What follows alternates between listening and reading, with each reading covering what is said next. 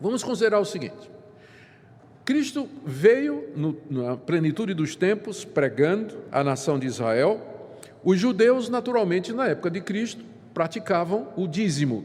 Nós vemos, inclusive, é uma pena que está pelo menos duas referências nos evangelhos aos dízimos. A primeira não é muito boa, é a história daquele fariseu que vai lá no templo para mostrar que é uma pessoa religiosa. Ele diz: eu dou o dízimo de tudo, eu não sou como esse publicano aqui.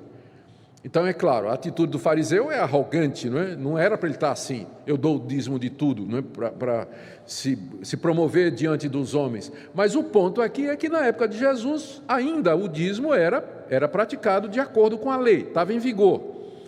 Quando Jesus, no capítulo 23, denuncia os fariseus, ele denuncia os fariseus dizendo assim: vocês dão o dízimo do cominho, da hortelã, que são ervas pequenininhas que nascem no quintal da casa de vocês, mas vocês estão esquecendo dos grandes princípios da lei: caridade, amor e fé, misericórdia, justiça. Vocês deviam fazer as duas coisas.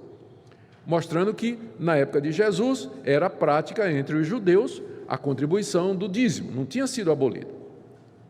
Na época de Jesus, os primeiros discípulos eram todos judeus. No dia de Pentecoste, quando desceu o Espírito Santo e Pedro pregou, 3.000 judeus se converteram e ali você tinha a primeira igreja cristã de Jerusalém.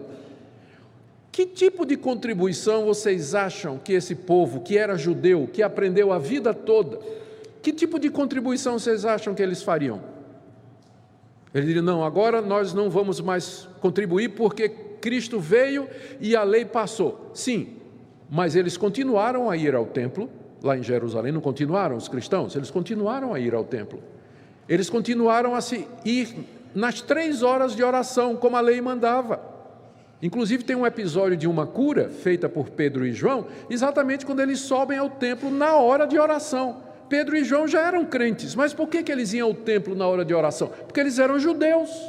E como judeus, eles guardavam várias das práticas da nação judaica que não eram contrárias ao cristianismo. O que foi abolido foi os sacrifícios de animais, a ideia de que o sacerdote era o mediador entre Deus e os homens. A própria linhagem sacerdotal tinha sido abolida já em Cristo Jesus, porque eram tipos do que Jesus veio fazer, não precisava mais. Mas outras coisas, o próprio Paulo fez um voto, que era judeu, rapou a cabeça, está lá no final do livro de Atos. Ele queria ir para Pentecostes, queria estar em Jerusalém para guardar a festa no dia de Pentecostes.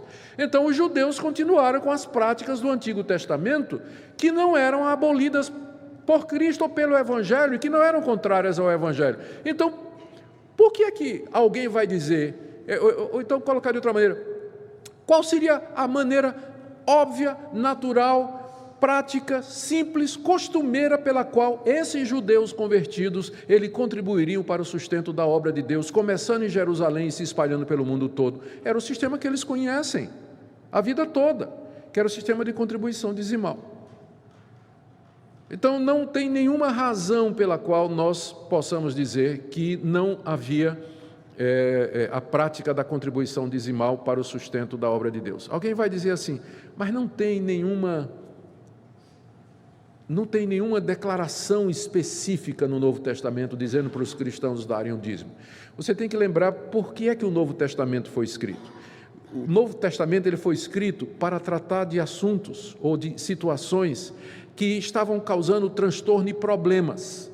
Por exemplo, a única carta do Novo Testamento que fala de línguas é a primeira carta aos Coríntios. A carta aos Romanos não fala do dom de línguas, a carta aos Efésios não fala de dom de línguas, embora tenha uma lista de dons. Romanos tem uma lista de dons.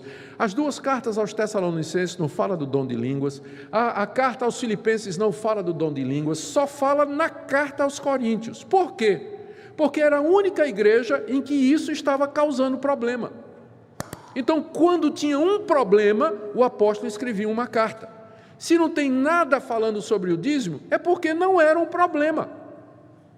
Não tinha razão para que se escrevesse a respeito daquele assunto, porque era uma prática costumeira. O normal era que o judeu, convertido agora ao cristianismo, ele utilizasse esse sistema para contribuição e sustento da obra missionária. E nós vamos ver aqui que tinha muita coisa era preciso financeiramente nas igrejas, não é? Então, olhe, os primeiros cristãos, está aí no slide, eles mantiveram costumes judaicos não abolidos em Cristo, por exemplo, ir ao templo para cultos, Atos 3:1, fazer votos, aqui é o caso de Paulo, Atos 21, 23 a 24, orar 3 vezes ao dia, Atos 3:1 e 10:9, incluir crianças nas atividades religiosas, inclusive esse é um dos argumentos que nós usamos para o batismo dos nossos filhos. O judeu incluía a criança aos 8 dias de nascido, a criança era circuncidada e era parte do povo de Deus. Então, quando eles se tornaram cristãos, era natural que trouxessem as crianças também da mesma forma. Os outros costumes foram abolidos, como sacrifícios, sábados, e nenhuma passagem do Novo Testamento diz que o dízimo foi abolido como forma de contribuição. Ou seja, era natural que permanecesse, considerando a natureza judaica da igreja primitiva. O que é que podemos aprender quanto ao dízimo no Antigo Testamento? Primeiro, que Deus é o Senhor e dono de todas as coisas, e Ele faz questão de nos lembrar disso. Uma das razões pelas quais Ele pede que nós entreguemos os nossos dízimos e nossas ofertas é para nos lembrar de quem é que pertence tudo. Do Senhor é a terra e a sua plenitude, o mar e tudo que neles habita. Ele é o Criador de todas as coisas, Ele tem direito sobre tudo que nós temos. Eu gosto muito de vez em quando, eu gosto muito assim, eu acho legal, de vez em quando o pessoal coloca aqueles plásticos no adesivo, no vidro traseiro do carro, né? Que diz assim, é de Deus, eu só administro. Vocês já viram isso? Ruim é quando é numa Brasília caindo nos pedaços, né? Mas de vez em quando aparece um plástico, né? O pessoal dizendo. Eu não acho que precisaria chegar tanto, né? Porque a Bíblia diz que quando a gente dá com a mão direita, não deve lembrar com a esquerda, né? Que uma não sabe o que a outra faz.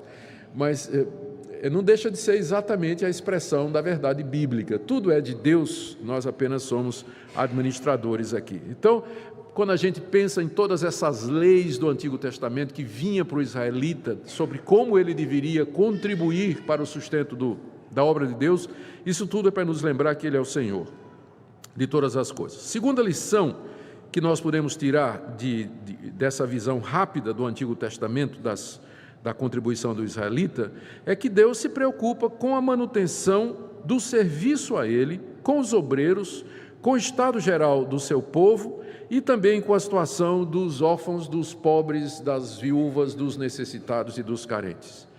Ou seja, embora o serviço a Deus e religião sejam coisas espirituais, elas se processam no mundo institucionalmente e para isso recursos são necessários.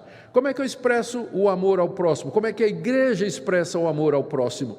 Investindo em obras sociais, ajudando o povo carente e necessitado que está ao nosso alcance, investindo na evangelização para trazer o maior bem de todos, que é a palavra de Deus em lugares distantes ou próximos, mais difíceis de alcançar.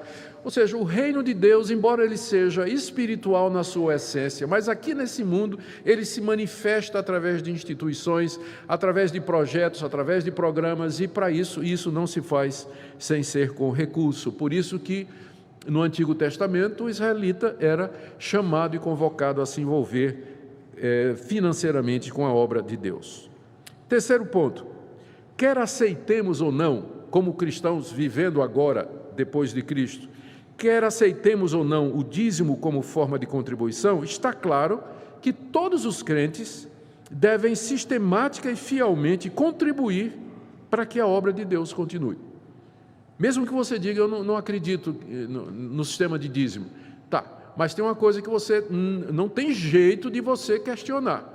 É que uma das coisas que Deus pede daqueles que são seus, que foram alcançados pela graça, é que demonstrem isso financeiramente, se envolvendo financeiramente com a obra de Deus e o avanço do reino aqui nesse mundo.